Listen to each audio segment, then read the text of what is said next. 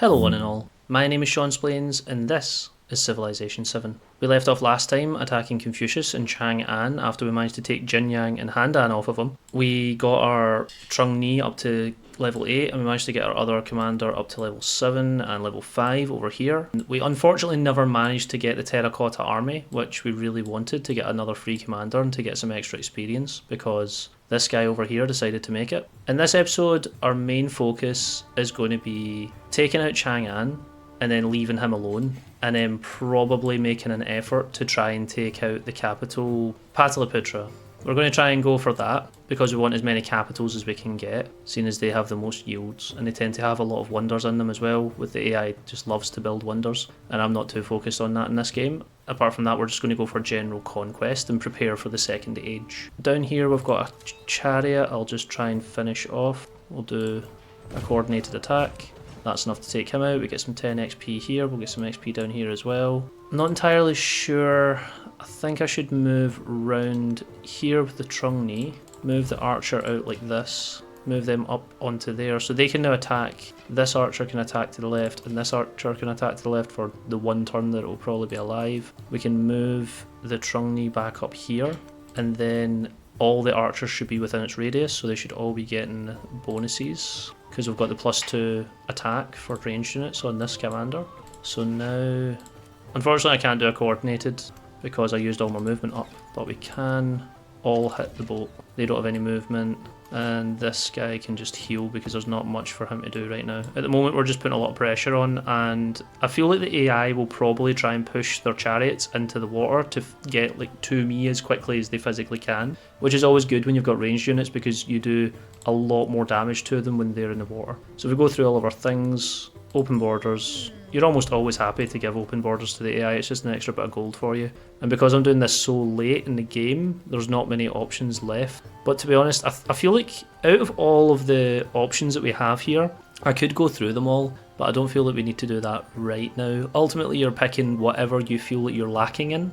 If you're struggling for gold, pick the 1 gold on camps and woodcutters, try and think about what you have. I mean, we have a lot of woodcutters, so this would probably be quite a good one.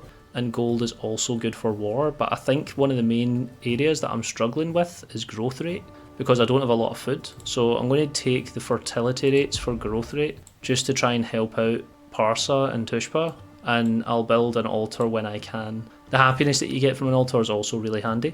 Here we've got the option of 25 culture or 50 gold. I'll take 50 gold because again, my main focus is just to build things and get as much gold as we can.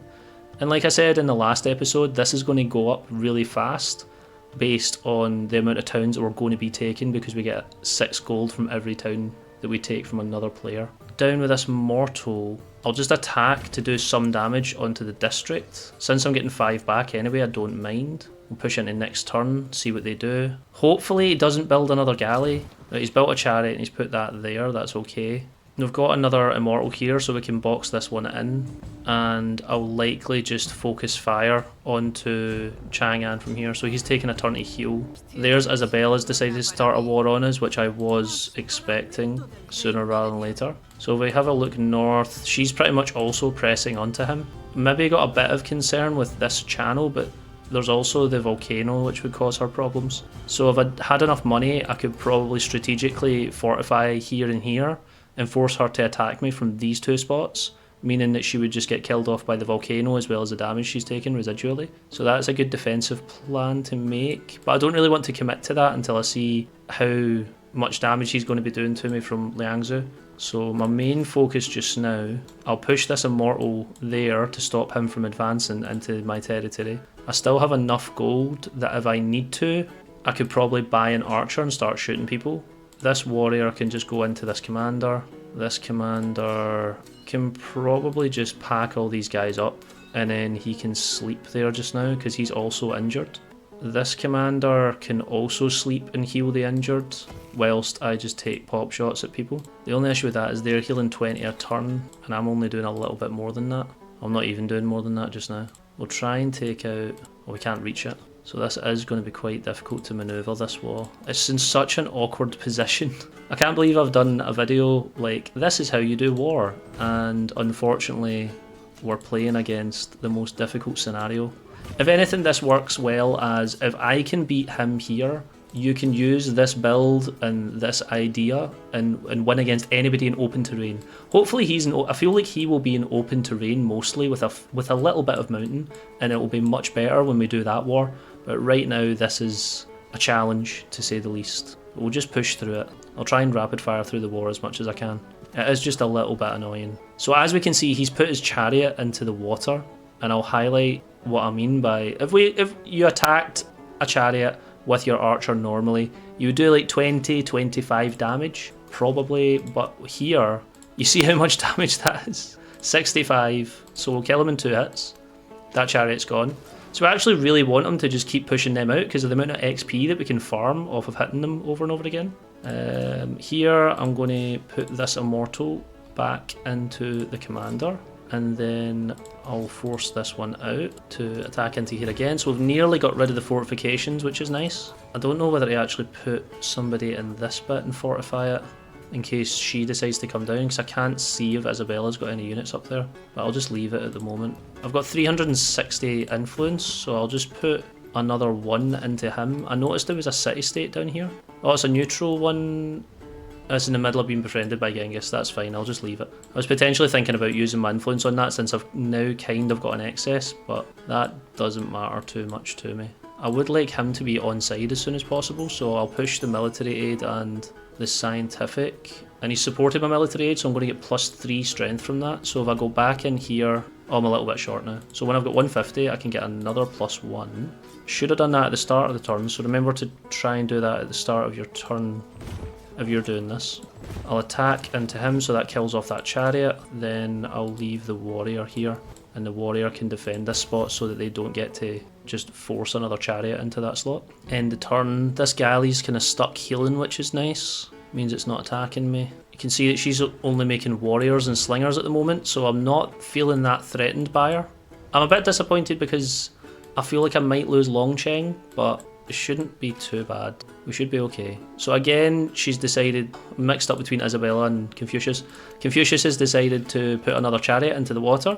So at the moment, that's a bit of a downside because I'm now just being forced to push into the water constantly. And we were going for a blacksmith and then a Hazarapatus, but I think because of the situation I'm in, I'm going to quickly try and build out a few archers, and then I'll go back to making another commander. Because at the moment I only need a few commanders anyway, it's totally fine. And these guys are getting there. We do have some spare gold, so I'll quickly upgrade that last one into a immortal. Here we don't need to do that, but these guys are slowly healing, which is nice, and we get another one in a turn. This warrior can just sit. What's he able to raise? We can get 40 culture from raising, which for us is a whole turn's worth of culture, so that's good. What can we get from this one? We can get 30 HP and go back up to full. I'll push this guy back into the city centre to heal, and I will take out the defences and then end turn. Thankfully the volcano's gone inactive again, so I don't need to worry too much about that. We're getting attacked by a chariot up here, which is a bit of a problem. It's a good thing that I saved some of my gold, because I might need another immortal over there to handle that.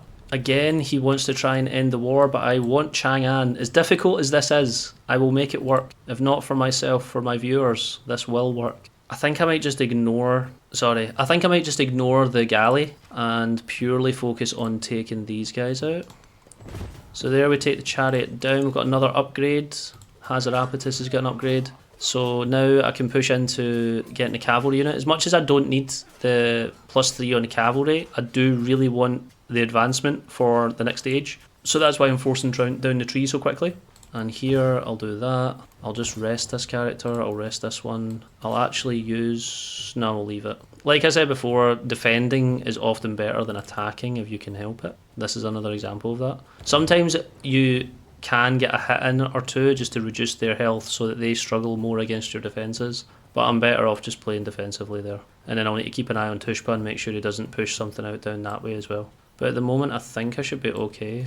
We get another archer which we can push up here, and also because we got the amphibious last time, did we not push for amphibious? No, we were going to when the Trungni gets one more level up, which is just about to. So if I use this archer to hit into the galley there, we get a level up. And I want to go into amphibious because land units within the command radius suffer no combat penalties when attacking while embarked, and embarking only costs 1 movement from now on. So now I can push an immortal here And when he goes to attack, unfortunately you still can't attack other units that are in the river with you, although that galley will be able to pretty much one-shot them if it wants to, but I don't know if it will. We can now attack into here, and we're only getting -2 for attacking from the river, whereas usually it's like half damage or something. It's really not worth doing normally.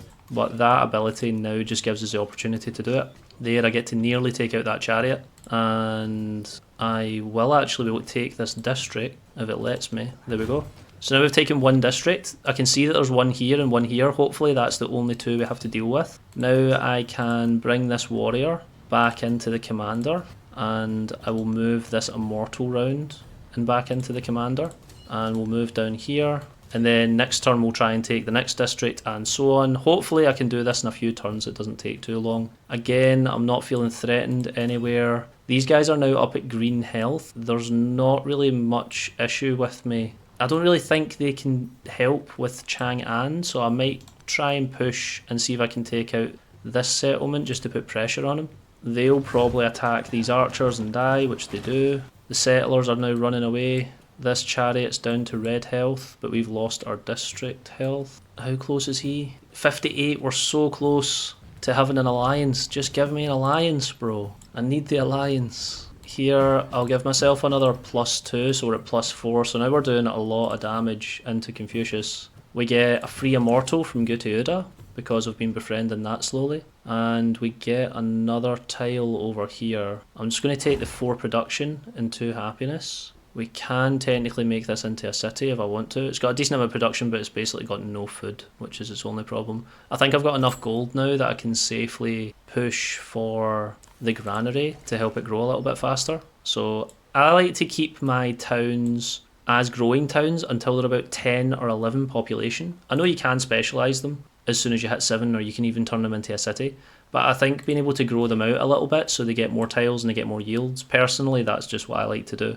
I don't think there really is a right or a wrong answer when it comes to towns and settlements. There's definitely efficient ways to get gold out of them or get food out of them. I like to try and grow them up a little bit, and then 9 times out of 10 I'll make resort towns because happiness is the biggest thing that I tend to struggle with. But then that's probably because I do a lot of military games. Why did they go that way? The amphibious ability actually reaches this tile, so I could even use a unit from this commander to attack into here, and they'll get the amphibious ability, so they won't struggle. Here I can use, well, I should use a different immortal, so I'll put him back into the commander. I'll get the healthiest one out because the healthiest one does more damage. So we've nearly got the second district, and then I'll actually move this commander all the way around here, and hopefully they can, oh, not quite. They can't quite put a unit there, but we can put a unit here and they can walk onto this tile just now, and then we can actually heroic assault into the settler to kill them. Oh, not quite kill, but we get the AXP, it's worth it for the experience. And now their reach is going all the way over there, so because of the +1 command radius, we're still helping all of our units with all of our bonuses, which is nice. We have an extra unit here who's just spawned from Guteuda, and unfortunately now we've got Isabella coming down, although she's only got warriors, so we're not too stressed about that. I would consider going back to defend with this commander, but we're already so close to Heiyang, and I think I could get more experience from going to attack that. So that's what I'm going to do here. I'll just let this immortal out, push him onto this tile, let this immortal out. I'll settle here first because it keeps on going back the way. Let this guy go round there, and let this guy go round there. Then we'll attack into the middle. So this should help him get some experience and catch up to the rest of the commanders. This immortal should be okay dealing with this chariot. In fact, if I hit him once, if they now hit us back, they'll probably end up dying in the process. We've got another archer which I can push into this commander, and I'll probably have like easily 5 or 6 turns before I really need to start stressing about Jinyang. And in that time I think I could probably take out Chang'an and end this war so that I can focus on someone else. So unfortunately I was going to go for Ahsoka, but it seems like it's probably the best bet to push against Isabella next and try and go for her capital, which I believe is here. Now we've got the love with Gilgamesh, so I should be able to form an alliance, which means now whenever he tries to offer me something, I can support it for free, which is good. And also I believe we get +1 war support because of that. I'll also pick up this limestone because it gives us more wonder production. Even though I'm not really making wonders right now, it's still good to have. He's now got a chariot in here, so he's defending it a little bit, and as we can see, we lost a lot of health on our immortal because the galleys started attacking again. But since this archer can't do much else, they'll just continue to keep the galley down. I will use the archer to do a lot of damage into this chariot. Then I will move this immortal here. We'll attack with the warrior there to destroy that district. Move this immortal back into this commander. I'm going to attack, even though it's a stalemate, it's worth it for the experience in my opinion. I'm going to just heal consistently, and I'll let them hit into me. The Trung-Ni commander doesn't really need to do anything other than sit, so I'll just sit and heal. Then this commander can move onto this tile. We can't coordinated attack because there's no units inside this city. You can only do that against units, which is a bit annoying. I feel like that's quite unfair that you can't do it against fortified districts as well, but that's the rule of the game. And as I noticed, the chariot did indeed end up killing itself. We'll just heal this guy. I will send my archer up to here. So the main focus when you're building up a war campaign is to just keep pressure on as best you can. It can seem quite intimidating in the early game sometimes if you just see a lot of units come out of the AI. When you start a war with them, they tend to just make like 10 to 15 units instantly, but if you can weather the storm and you can get through that first wave, they make them really slowly, as we can see. Like they're only going to really slowly put out like 1 or 2 units at a time. Sometimes with certain people, I've found with Ahsoka, I don't know if it'll be the same in this game, but I played a game against him previously and he was making 2 units at a time in each of his settlements, which obviously we can't do, and that would be probably cheating on our part, but AI can just make it up as they go, unfortunately. So it just kind of depends on the player. I feel like since Confucius isn't a military civ, he's not as military inclined, so maybe we've got off a bit easy here. And the only reason this is taking so long is because it's such an awkward area. It's not really because he's difficult. So I'll do combined assault into this tile, which we can do because there was a unit there. And now we've only got 1 district left, finally, and then we can take this guy out. So I'll put this unit here and attack into the district. And again, it's really awkward because I can only attack from really these 2 spots, or this 3rd spot if we can get rid of this chariot, but there's nowhere I can really attack him from with the Trung-Ni. So what I'll likely do is pack the Trung-Ni back up and go back round here to attack Isabella and leave this commander to handle the rest of this war. So I will leave this unit here. I will rest him there and we'll just sleep with that unit. This immortal can now attack. This one can attack. And this one can attack. I don't really want this settlement. I'm just kind of farming it for the experience. So I might hit it a couple more times and then genuinely just leave it. Also down here, this was a commander that was already pushing for the... I knew I had amphibious on somebody. So now we can get area denial, which means we apply zone of control. And I'm going to actually take the order here because he's separate from everyone else, and that's probably going to stay that way for a bit. I'm just going to put the +5 so that these guys instantly get +5, and then I'll probably go for +1 command radius. We get another archer, which we can send up here. So every turn we're getting a new archer, which means every single turn we're going to be receiving a new archer on this commander. So we've got 4, 3, 2, 1, and that's going to keep on getting better for us. We're getting attacked by a couple of chariots. So like I said, the AI just magically builds chariots wherever it wants. Sometimes it can do 2 at a time. Especially when you're putting pressure on their capital, I feel like the AI always just fires units at you. But if you can just keep up pace with them, that tends to solve it. So now we get our extra tradition slot from Code of Laws. And we get ironworking so we can upgrade our units even more. So I get the +18 gold from that. And I'll get the +2 gold in all settlements. So now we're getting 90 gold a turn, which is really nice. And I really want to get the military training too for the extra 3 combat strength on ranged units and siege units. I feel like siege units are really good for attacking fortified districts, but it's just force of habit that I can't be bothered building them. So that's more of a me thing than what's best to do. I feel like if you were trying to be as efficient as possible, you would definitely... Sorry, I'm struggling to do 2 things at once. So I'll just go for organised military because we want the +1 settlement limit. Yeah, we want the conscription for the extra gold per turn, and we want the +1 settlement limit. And then after that, we'll push for entertainment because that's where your other settlement limit lives. And if we stay under the settlement limit, our people are generally happier, so we'll get better production and better food.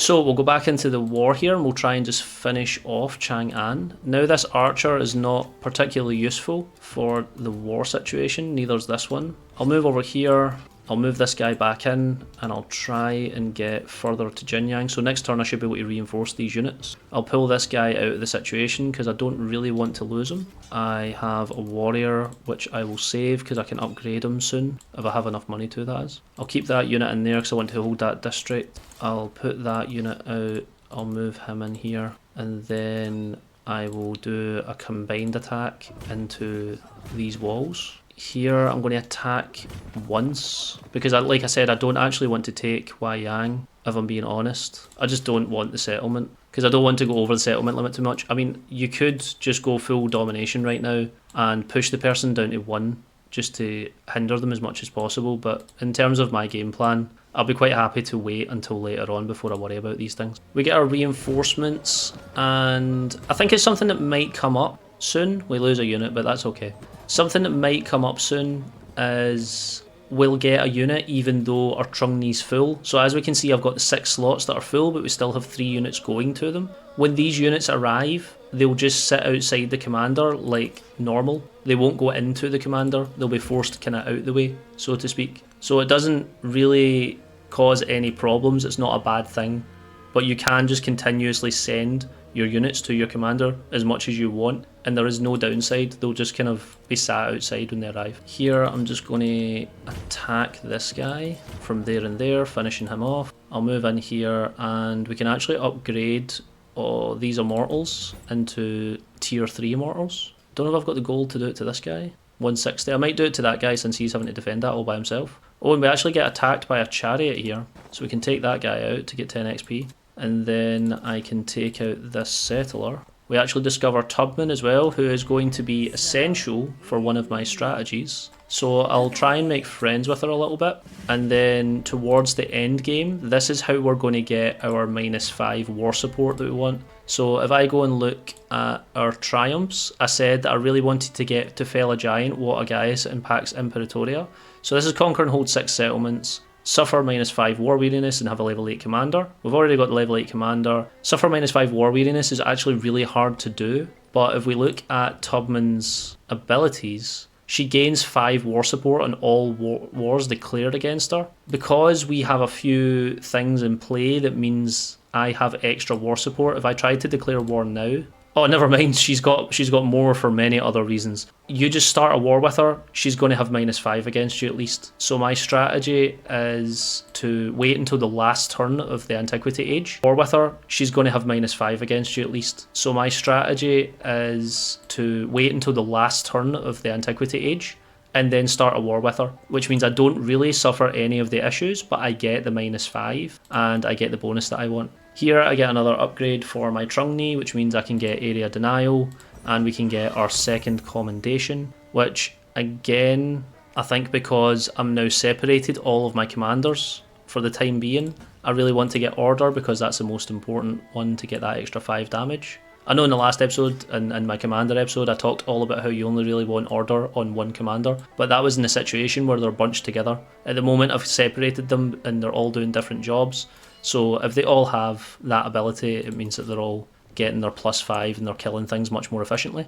Now I'll take this commander up to Kusa to try and save it from the damage. And looking back at the fact that I want 6 settlements to try and hold, I will just come back and take Huaiyang. I just had a momentary lapse where I forgot I was even doing that. Here I will attack into this district and I'll take this immortal and do the same thing again. Can I actually move him? I can move him into that tile and then I can get this immortal to sit there. This one really wants attention, so I'll put him in the city centre. And I'll move this commander here so he gets a bonus from all of those. We'll attack and finish off that district. So next turn I should finally get Chang'an and I'll also get Huaiyang. So I've got an extra 2 settlements. This guy can probably move here so that I can get this immortal next turn. So we'll just skip a turn. Down here we get another archer who I want to push into this commander. And this commander's just going to push all the way through and try and attack into Isabella, who as we can see is in much more open terrain, and I'll be able to take her settlements a lot easier,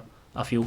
Although down here we've not really managed things too well, so we've got chariots managed to sneak in behind us. Because like I said, they'll make as many units as they want, really. As much as we are limited to only making one unit per settlement, per turn, the AI will make as many as they like.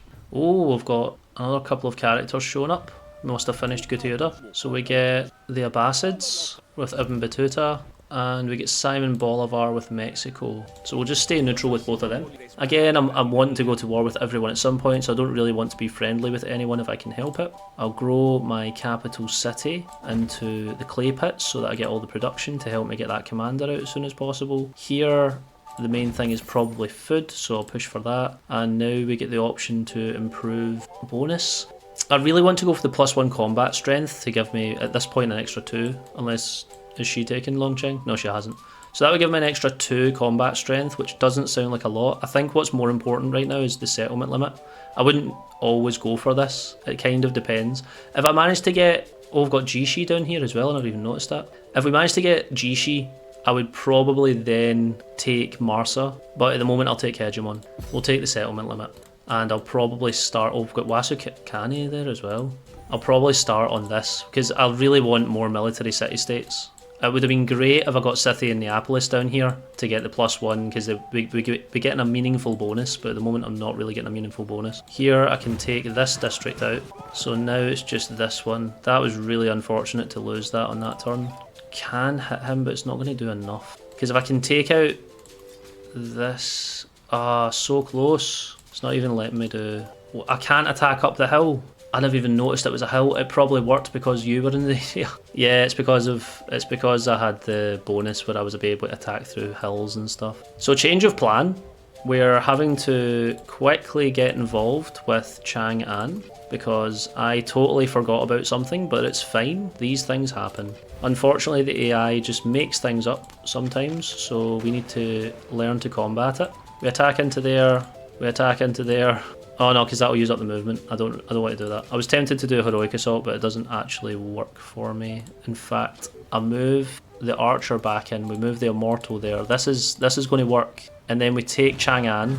There we go. And that's how we do it. Conquer a capital, gain 1 promotion for free on all commanders, including future commanders, which is excellent. Plus we get the XP on all of these guys. Then before I settle the war, I will move him in there, push down here. He's only got 51 HP, so I will push this immortal here and finish off Wayang, which gives him a bunch of XP and gives me another settlement to hold on to. I will keep both of the settlements, like so, and I'll handle all of my promotions, so we get +1 promotion here. I'm going up north. I kind of want to start pushing down the Trung Ni tree and getting some bonuses from that, but I'm just not doing any tropical fighting, so I don't see the point. So I'm going to go for Enfilade and then go down towards advancement because I want to get the +30 damage for heroic assault and get that commendation. Over here we've got Hazarapatus and we're going to push for the advancement, which means we can now get +1 command radius. Will be really good for allowing us to get bulwark in all of our units. Then we get another promotion over here, and I'll go again for pushing down the assault tree just to try and get the second commendation as quickly as possible. And then I'll try and get one of them to go down the leadership tree so that I can get the bonus on all of my attacks. I'll take gold in there and we'll take cotton in here. Now it's 7 out of 7. I'm really glad I got that +1 settlement limit. And he's down to only 1 settlement stuck in the middle there. So I'll propose peace with him, which he'll happily take. I'm not surprised. And because we managed to come in and steal that, we now have the pyramids. I didn't even need to build the pyramids, but I have them now. We also have the hanging gardens, but like I mentioned earlier, we will get the bonus of the 10% growth rate and the +1 food on farms in this settlement, but we don't get the expansionist point anymore. Before Test of Time, as soon as I took Chang'an, I would have been given an expansionist point because I would have been gifted all of the wonders, but that has been fixed to probably not be as broken as it was. Because the idea that you could just build whatever wonders you wanted, and then if you didn't get what you wanted, you could just go and steal all the other ones and get whatever benefit you liked from it, it did feel too strong. So I'm kind of glad that they changed that. But I will move the Trung Ni back over a bit. I will upgrade this Immortal. I'll maybe try and upgrade this one next turn. We'll heal for now. Heal this guy. I want to try and pack up as many people as I can and then heal. and I want to do the same here. So I'm going to leave my commanders to heal back up to full and then get them to help in the fight. I think the Trungni can probably handle fighting by itself as it stands. It's got plenty of reinforcements. The reason that I couldn't reinforce this commander was because there was too many people in it, I think. I'm not entirely sure actually. Here we get a diplomatic action. So here's a good example. Now that I'm allies with Gilgamesh, this costs 0, so that's why he's probably one of the best allies to have in the game. Because you're not under any pressure to spend any of your influence on these diplomatic situations. It's only when you're trying to do something with him that you need to pay, which is good. I have 3 slots, so I'll put 2 archers in, and we'll put this level 3 immortal in. I'll upgrade this immortal to level 3, and we'll push round here. If I position myself correctly, we could probably take Bilbao in a few turns. Use my heroic assault. Doesn't do that much damage at the moment, unfortunately. Just take out this scout. I know it's only a little bit of XP, but I'm addicted to killing everything. This is a game where we're going to try and end all wars and kill everything in sight. So move that immortal into there. We'll move this Hazarapatus here and we'll just heal just now. This guy can just heal for the moment, or can he push? No, he can't. So he can just heal for the moment. This archer can just heal for the moment. You can heal. Or we'll move this immortal into the commander to then heal. So it's important when you kind of finish a war to balance yourself out and give yourself some more health. This is why having the passive health bonuses when you're fighting them, the +5 from field medic, the immortals having +10 or 15 whenever they kill something, these bonuses tend to add up over time because it means you're spending less. I mean, we've not even started fighting Isabella yet and she's already trying to give up. Unfortunately, she's not willing to give us anything. I'm rejecting. We're going to go and attack her. You started a war with me. Why are you giving up already? Here we get an interesting option of wonder construction, which only shows up in the latter half of the game. It's really good if you're going to push for them, but if you're not, just take the middle option. If the AI is building wonders, that's fine. Unless there's something you really want, here would be an interesting one. I'll actually take the trade maps here because I wouldn't mind seeing the other half of the map that I feel like I'm not going to naturally get to anytime soon. We've got some more natural wonders going on. Because I want to see as many city-states as I can at the start of the next stage, because I want all of the military city-states so that I can get as much military strength as I can with the +1 for your military, +1 for your ranged units. I can attack with my archer there.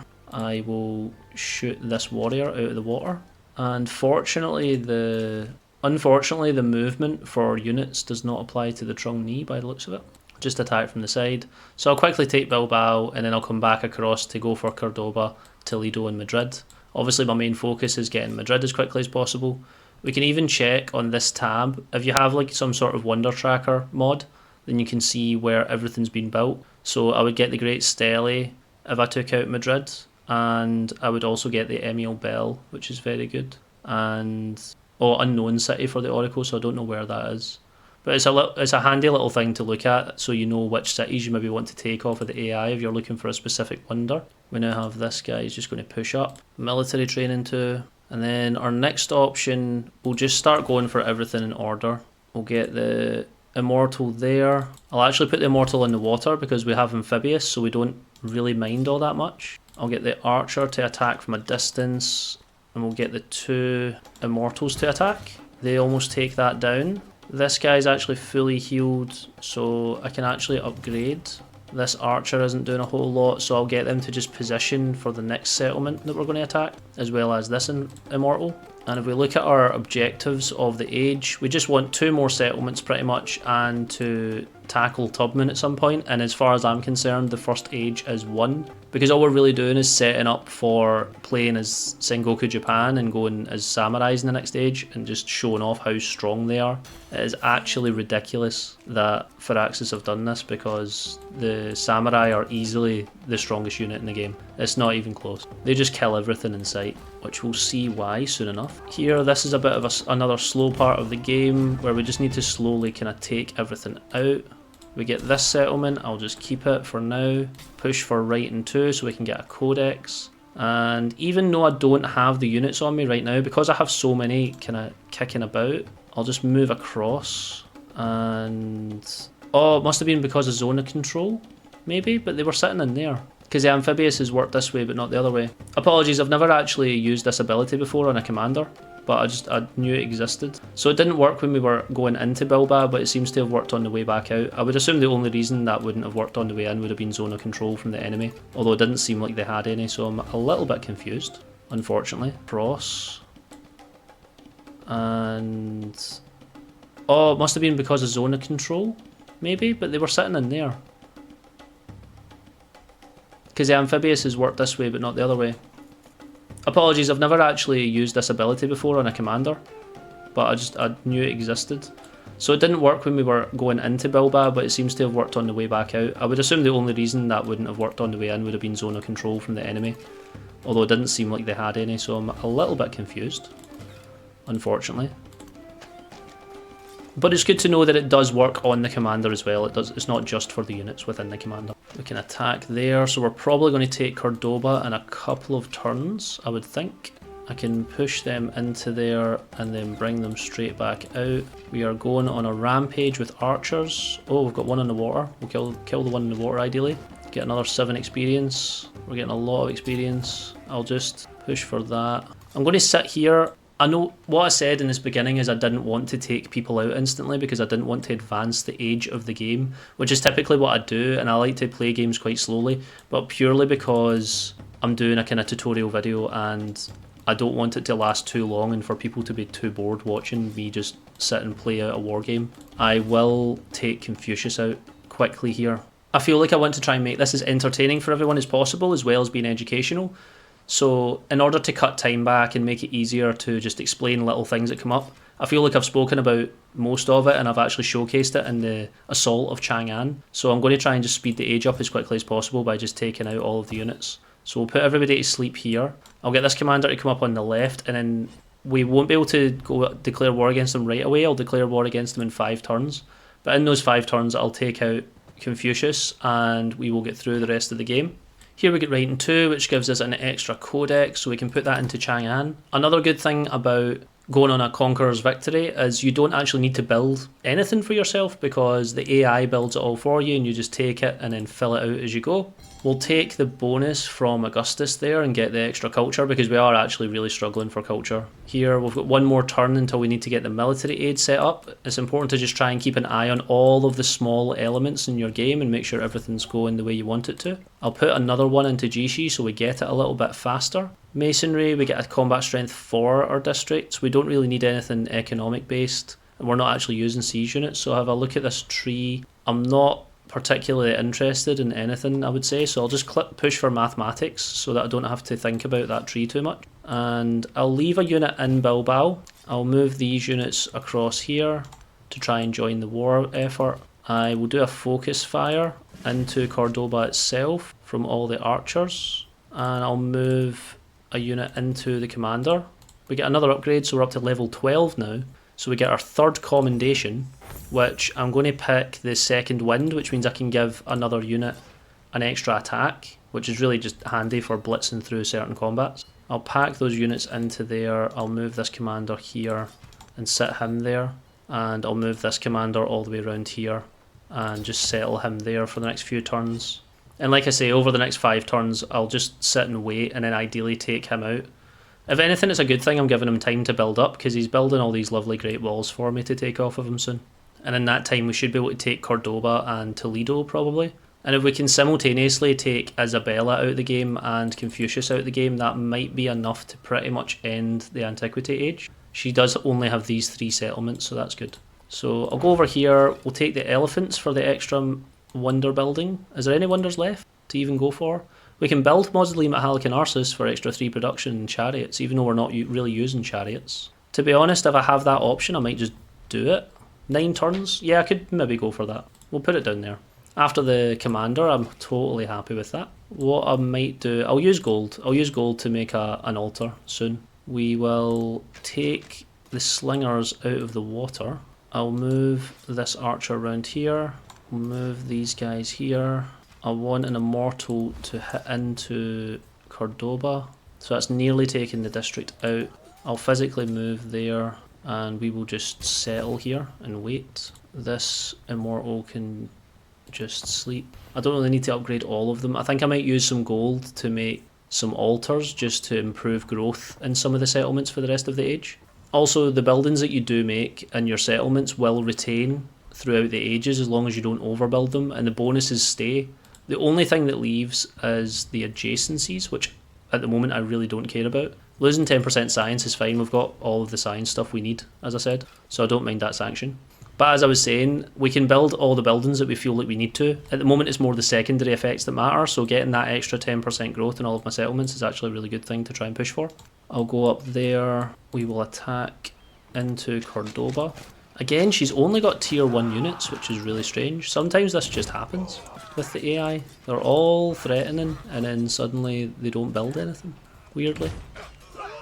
So we take Cordoba with ease. We get the +2 settlement limit from conquer and hold 6 settlements. So that's me achieved everything I really wanted to achieve in this age, if I'm being honest. I think I might raise the settlement because, again, I really don't need any of these. I think I'll keep Madrid, but I'll raise Toledo and Cordoba.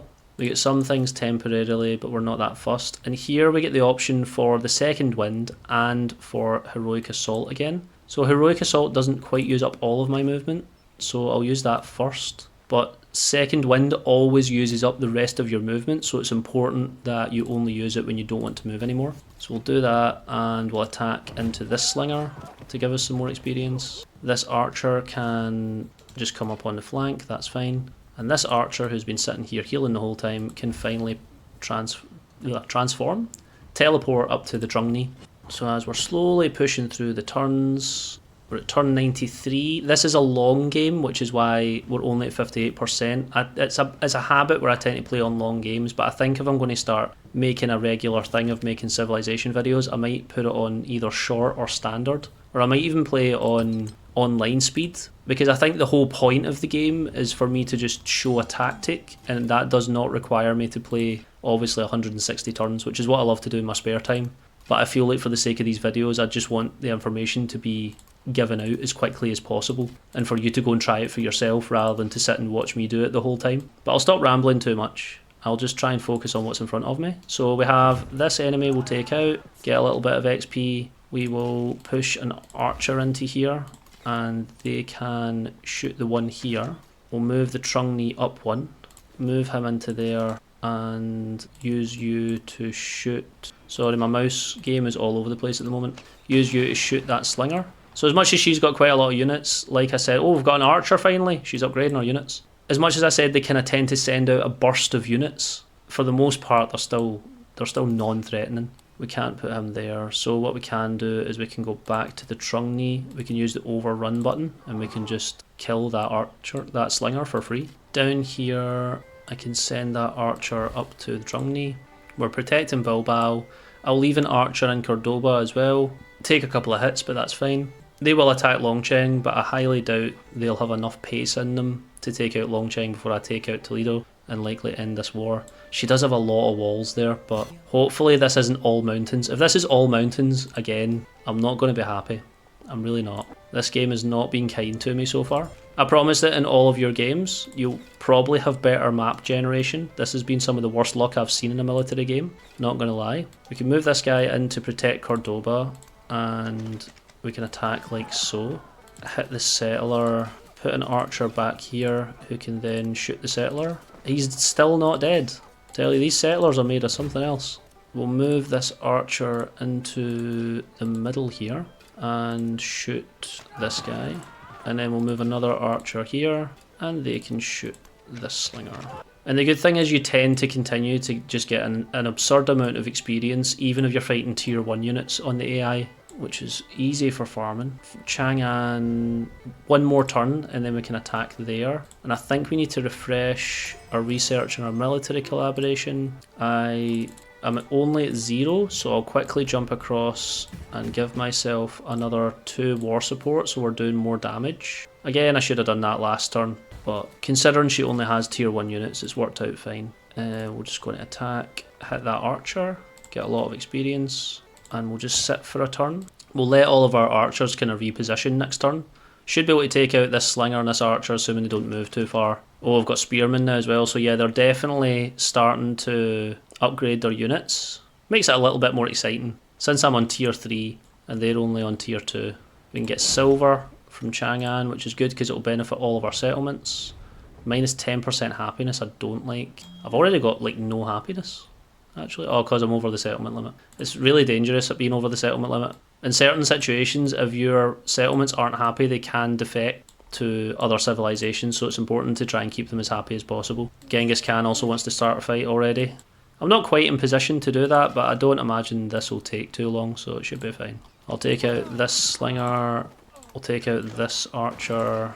I will do my best to reposition here. Unfortunately, because I didn't actually have anybody sitting in my Trungni at the start of the turn, I'm suffering a wee bit for that.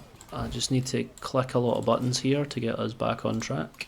Move that unit there, move this archer back in here, move this archer in here, then move into the zone of control, and next turn we should be able to start our assault. But again, like, it's just awkward trying to fight any of the AI in this game.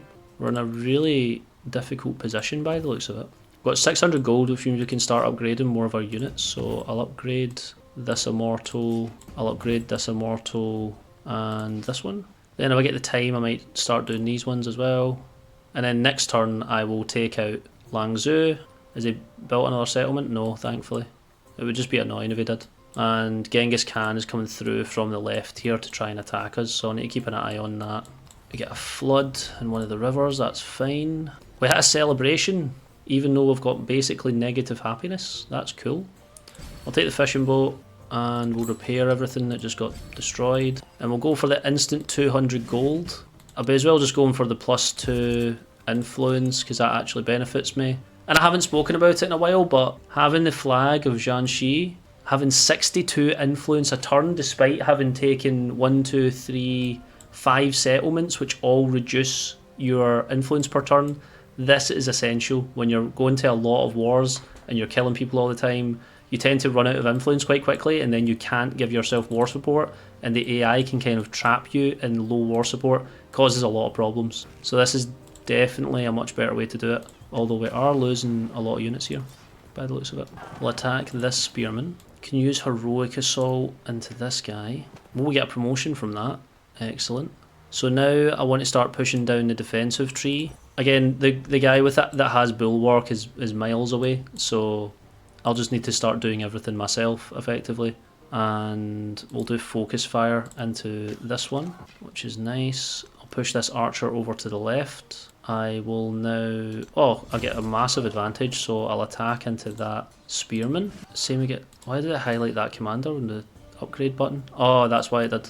We get our new commander, and I think I'll take mobility and I might take zeal and try and push down that tree. So we'll take mobility for the +1 movement, and then we'll take zeal just to try and get down the leadership tree, because I think the leadership tree is something I've been neglecting and something I really want to try and push. And as much as I've put Mosley, Mahalik and Narcissus, I think just for the sake of getting some units in this guy, I'm going to get 2 immortals and 2 archers to go into this commander before I do anything else. So I'll just leave him there just now. He'll build up some units over time, and then he'll be ready to fight Mongolia if they decide to attack me on the south end.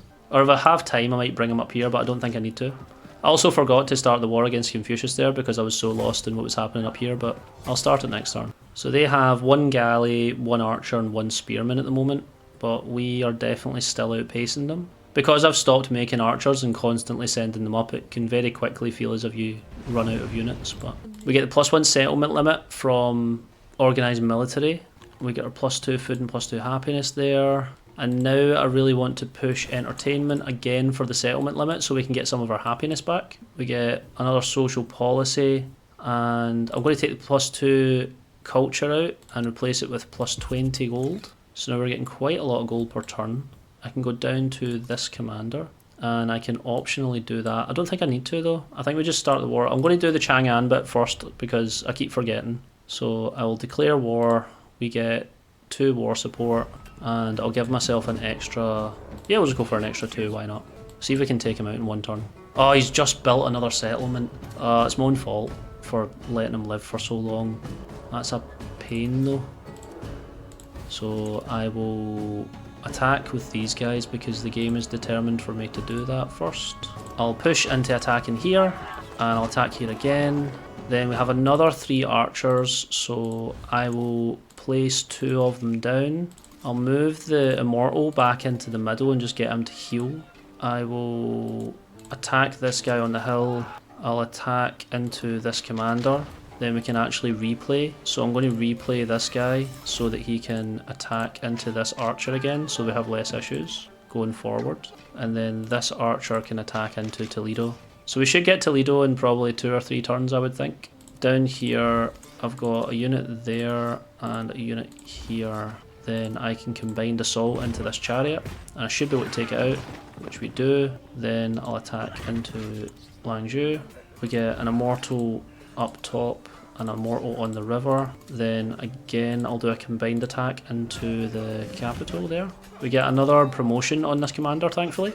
So he's already started going down this tree, but again, I think I might get another commander to go down the leadership tree, so that I can keep them in pairs now. So I'll have one that's got the leadership on one side and then one that's got leadership on the other side, and we'll keep this unit in this commander for now.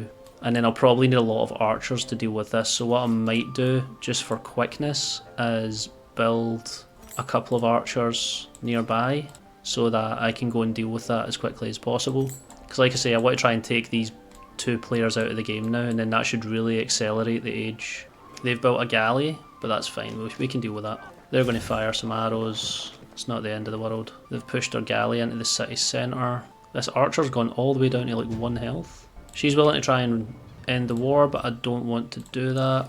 We've got some espionage, which is fine. I don't get too involved in the espionage side of things, but maybe if it's something that I can then kind of put across in my videos, I would make an effort to try and understand it so I can kind of show everybody the best way to do espionage. But from what I understand, that you just want to click buttons. So for example, with Ahsoka, I would just go in here and steal in technological advancement, and you get like a massive chunk of science, or doing military infiltration, and then they don't produce units for a while, so it'd be pretty handy to do that. But like I say, I won't say too much on it because I'm not that involved with the... So now we're in a position where we can pretty much take Toledo. Ideally in the next couple turns, we'll move this archer here, I'll move this archer here, and we'll just sleep. So now I'll just start doing combined focus fire into Toledo. We should be able to take it in 2 turns, and then we can move on to Madrid. Going back down here, similar situation, I'll do a combined assault into Liangzhou.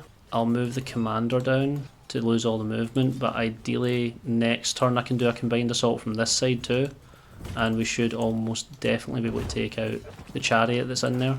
I'll start moving the archer to this tile because I know he can shoot from there, and this archer can go to this tile, and then we want 1 more archer, so I'll build him here, and he can go to this tile, and this immortal can go back to sitting in the settlement. We'll take a bit of damage on everyone, but we should be fine. So now we can grow one of our towns. So here I'm just going to do a focus fire onto Toledo and see all of its HP disappear as we attack with 4 different units. Unfortunately this character isn't in range, so they weren't able to attack, but I think this archer's going to die next turn, so they can replace them anyway. I'll just sit and heal with this character. I'll do another combined attack with this commander. So now we take Liangzhou, which I will probably raise because it's kind of in the way. I don't really like it. We can move our archers and stuff along, put the camels in there.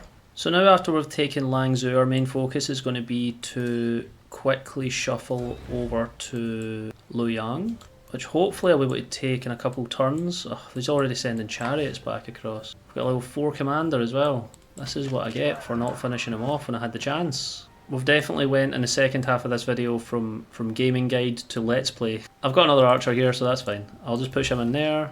I'll do my heroic assault onto the chariot. Ideally, this will finish the chariot off. And so we don't have to deal with the Confucius incident again. I will make sure to kill any settlers that decide to try and escape. And because we have amphibious, I'm actually going to take up that space myself and then attack from there. Is there anything else we can do? We actually have 1 more archer that's really low HP, but HP doesn't matter, we're just going to kill off the settler. Down here, I want to get this commander into Liangzhou just now, and just for everybody to heal back up again quickly. And then I'll take this commander north probably to help out, because I've got a feeling that Madrid is going to be very difficult to deal with. And I think as it stands, since I've made this a little bit more difficult for myself and it's running over a bit longer than I would have liked, I will likely take out Luoyang and then call it a day on the video and take out Madrid and close out the Antiquity age in the next one. And I want to try and keep the videos as close to an hour as possible, just based on my schedule and how much time I have to do these. We're getting close to getting our archers into position. Another promotion onto our Trungni. I've got a really strong feeling we're going to hit like level 28 or something on our Trungni before the end of this game overall, because we are flying up the ranks at the moment. Engineering, down here, we'll take the gold, so that affects all of our settlements. Trungni bonus, I can now get bulwark, so that everybody can make fortifications right away. I don't really need to worry about that too much right now though. I think my main focus is getting this archer into position so that I can focus fire onto here. We've got the town focus available, but again, like I said, I like to keep them going for a little while. We've taken out that galley, so it's just the archer, and then we can take Toledo, so that should be next turn. I'm going to just upgrade that immortal so he deals with that chariot a little better, and then the archer can attack into Luoyang. I'll get an immortal to go down here, then they can go into the water and go across there. Same again, because they have amphibious, they can just attack from the water. 2 should be enough. Might not even need these 2 archers, but at least they're in position and then they can join up with the commander afterwards. Again, I know it's not a game of high yields, we've not got very much science or culture compared to other builds, but the most important factor here is that we consistently manage to do a lot of damage and we can hold our own terrain, which at the moment we've got a nice kind of setup in the middle of the map, and we're building up for quite a big war game with everybody on each side. So if I successfully take this top left corner of the map, I've kind of got a stable position to deal with everyone else around me slowly. Although having put this on a huge map, I have made for quite a long campaign for myself. So we'll attack into the middle here, take out that archer and then move the immortal in, so now we have Toledo. I'll keep a hold of the settlement, then I'll give this archer another turn and they can fortify. We'll attack the chariot, we'll keep that immortal in there, but now it's really important that I start building more and sending them up as quickly as possible. We've got the mausoleum building, which isn't massively important to me, but it's fine. We'll do all these immortals. We've actually got that commander down there who's got all these units in him. Although Mongolia is now really angry and they might attack us at any moment, so I should be prepared for that. It looks like he's got units coming from this bottom left area, so I'll put this commander up into Tushpa to prepare for that. And here I'll attack this chariot and finish it off. We can move that archer there. This one can attack from these positions, and then we get another commander promotion. I can get the advancement to give me +1 commander radius, so they're now getting affected. Oh, that's not a lot of damage. We should still take that in a couple of turns, so that's fine. We're at 700 gold as well, so if we really need to build units quickly anywhere, we should be able to. Now Genghis has brought the war upon me a little bit sooner than I would have liked, but that'll be fine. I will give myself 2 war support against him. I will cancel that diplomatic action because I really want to be able to build military units quickly. And now this commander's actually at full health as well, so we'll bring this commander down to deal with Genghis. And hopefully this turn we can just finish this. Oh, they've built a... Like I said earlier, they make things up, so they've managed to build a scout and a chariot in the same turn. Explain that to me. AI. So we attack like so. I might have to involve this last unit. Over here, she's decided to move a unit into the water again, so we'll take advantage of that and attack it. And I'll do a focus fire into this chariot, and I will just hold that position. We got given a free immortal, so I'll push that over there. What's our war support against her? It's at 2 at the moment, so that's fine. I'll just keep this unit in here just now until that officially gets raised. And here you can heal and you can heal. This unit can move here just in case I need to use them, so they can sleep there. And we'll just end turn. So we're taking a lot of damage across the board now, and we're having to manage a lot of different things. I think the most important kind of clue that, or hint, sorry, that I can give here is to just try and not get too overwhelmed. Even though you've got a lot of people on different fronts, it can feel like there's a lot going on, or you're maybe losing certain war situations. The best thing that you can have going for you is preparation, and just keep an eye out for the relationships that you have with everyone, and trying to manage them effectively, and just being prepared for when the AI is going to inevitably attack you. If you're going for a war game and you want to attack people, as soon as they have the skull and they're feeling hostile, they can just attack you at any moment that they feel prepared. And I could only tell that Genghis was going to attack me soon because he was placing units on my border. So in that situation, I should have noticed a little bit quicker. I forgot that my commander was just sitting down there for no reason, and I should have repositioned him so that he was more readily available to deal with the situation at hand. But unfortunately I took a little bit too long, so I was caught more off guard than I would like to be. But we're okay, we can still stabilise. We'll be fine, we'll work through it. So we get rid of Isabella's scout here. We've got this extra commander coming down to help with the situation. We'll push an immortal into this tile. I wish there was a little bit more consistency when it came to how your units kind of choose when they want to be used. It's bouncing all over the board at the moment. But we take Liang and we take Confucius out of the game.